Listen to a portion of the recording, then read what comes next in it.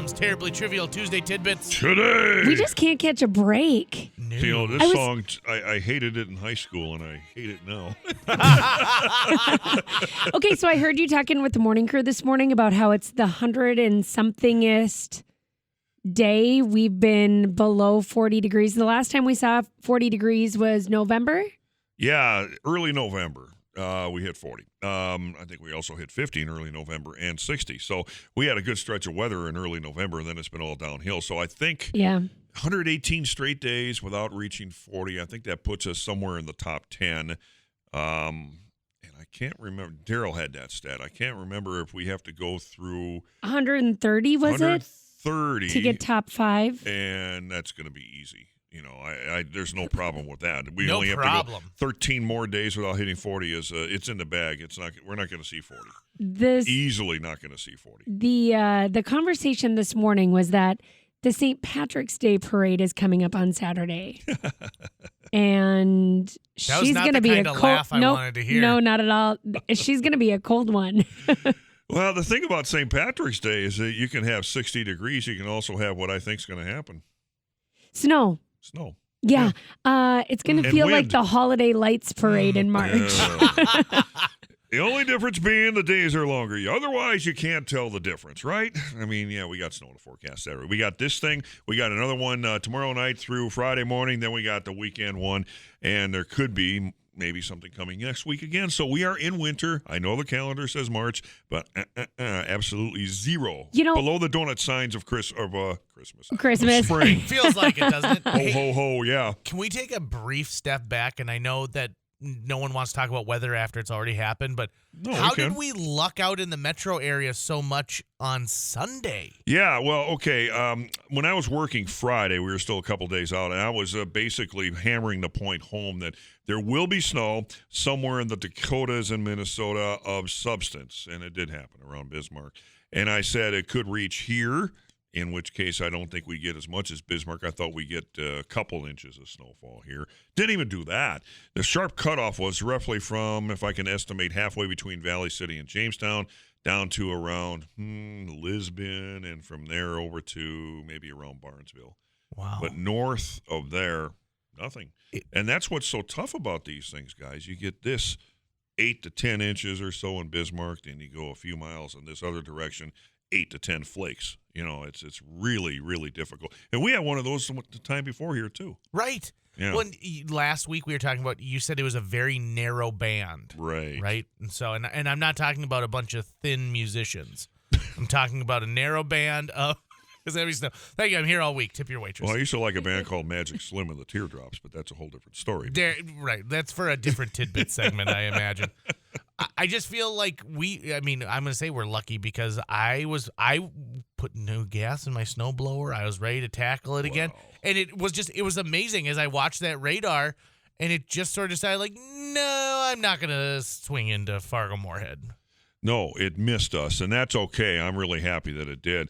But I'm glad you filled your snowblower up because, we have 3 more events coming, and out of those 3, I would say at least one of them is going to hit us with at least something. Okay. And more than likely 2 out of the 3, and there will be some people that get all 3. So if you take all these events, and by the time we're at the end of the weekend looking back, I wouldn't be surprised if some areas get somewhere in that 5 to 10 range. Wow. Okay, so the 3 is going to be, there'll be one tonight into tomorrow, 1 to 4 inches. Yep. Another one tomorrow night, so Wednesday night into Thursday.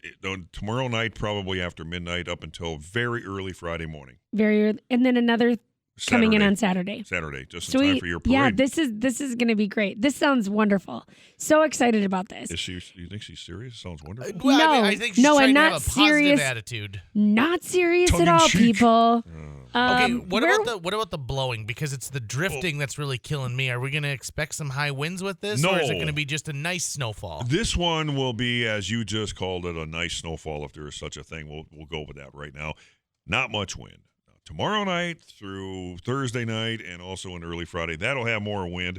Saturdays will have some wind with it. So 2 out of these 3 events will have some wind, which will cause some blowing and drifting. But the first one probably won't. Okay.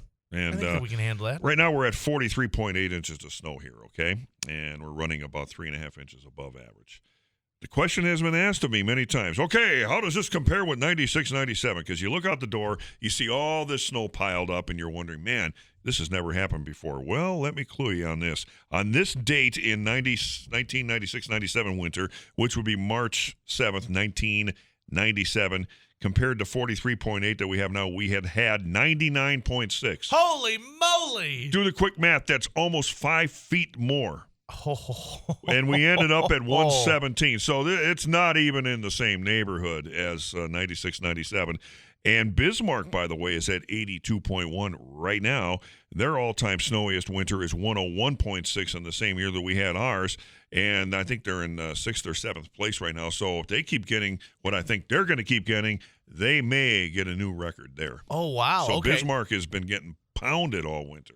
Look at that. And really, this just goes to show winter's not done. Just because we rolled into March, we still have a lot of stuff coming at us. Certainly these narrow bands, these big snows. I mean, we could get a little bit of anything left before we hit April 1st. March is the most difficult month to predict weather. April is right there with it because, as we remember from last April, it was extremely horrible for a long time. Yep. But also our all-time record high temperature in April is on the 21st, take that back in 1980 when we had 100 degrees.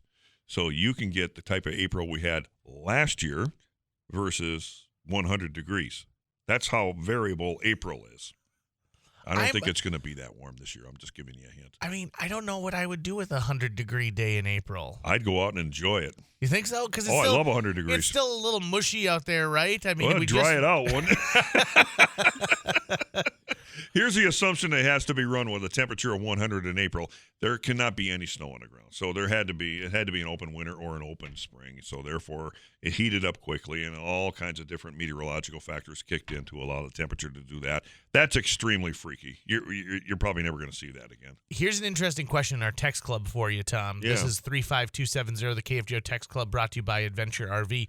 When the days start getting longer, do winter storms start getting stronger? Any correlation between those two things? Well, they get stronger in terms of the variety of weather around them, whereas you can get these big snowstorms that we've seen in this part of the country. But also on the other side of the storm, what you get are more tornadoes, more severe thunderstorms. So the severe weather season is just kicking in the southern part of the country, even though there have been episodes of severe weather leading up to it now. But statistically, they're now getting into their severe weather season. So to answer that question directly, yes, they do get stronger in terms of the different types of weather they can provide. All right, so this is your official snow pants alert from Tall Tom Szymanski. It's not time to put those away yet. One more alert from Tall Tom here. Yeah, okay. When you go to bed Saturday night, turn those clocks ahead. Oh, it's Saturday. Yes. Holy moly I already. know that's coming up. I love that because we get longer daylight at the end of the day. Yes. Imagine if we didn't set the clocks ahead in June. The sun would be coming through your window before 4:30 in the morning. Yeah, no thank you. That's wasted sun. Now, a lot of people are, why don't we just leave it on one? Okay, if we're going to leave it on one of them, just leave it on Central Daylight Time, which starts at that time. That's my opinion. That doesn't mean I'm right. It just means that's how I feel about it. If you don't want to change it, leave it that way. Isn't it amazing how people have really heated, deep opinions when it comes to daylight saving? And for people, and I'm not one of them, but some people have a lot of time adjusting with that hour. It has never affected me, even when I was a kid. It just has zero effect on me. I just take an extra hour nap when I set the clocks ahead, and I'm caught up. I do understand, though, that it affects some small children sometimes and some adults. So I do sympathize with them. But just from my point of view, living in my own skin, it has zero impact on me. Right. I mean, you're a man who likes to get his golf done, bright and early. And I mean, you don't want to go and start golfing at 4:30 in the morning. I love mornings, but not that early. Yeah, right? not that early. And I love the middle of summer sitting on the patio and having a nice refreshment and chilling out when the sun is still shining at 9:30 p.m. There you go. I love that. I'm going to look forward to the day you invite Amy and I over for guacamole, chips, and a beverage on the porch, okay? I don't think guacamole ever exists in my house, but I can think of something that you Well, you're not a guacamole guy? No. Oh, is it because it's too green for you? Really? Okay, so it's just a taste thing. What are you dipping your chips in? Oh, ranch, sour cream, and French onion dip. Sold. I'm glad you didn't Salsa? say something weird. I don't like, do salsa either, Amy. Really? I just don't do salsa. I Okay. never have. I live with someone who does. Oh, fantastic. So Okay. confusing. We'll trust your Okay. better half then. But neither one of us likes guacamole. We won't. Hey, by the way, just to revisit our snow totals for the year, Right. Tall Tom Szymanski guessed we were going to get 48.8 inches of snow. Uh-oh. JJ said 40, and I said 53. You're in the catbird seat right now, Amy. Right? Because Yeah, unless I'm wrong about all these and we get nothing. I'll be willing to be wrong if that's the case. Uh-huh. Thanks, tall guy. All right, Appreciate thanks. it.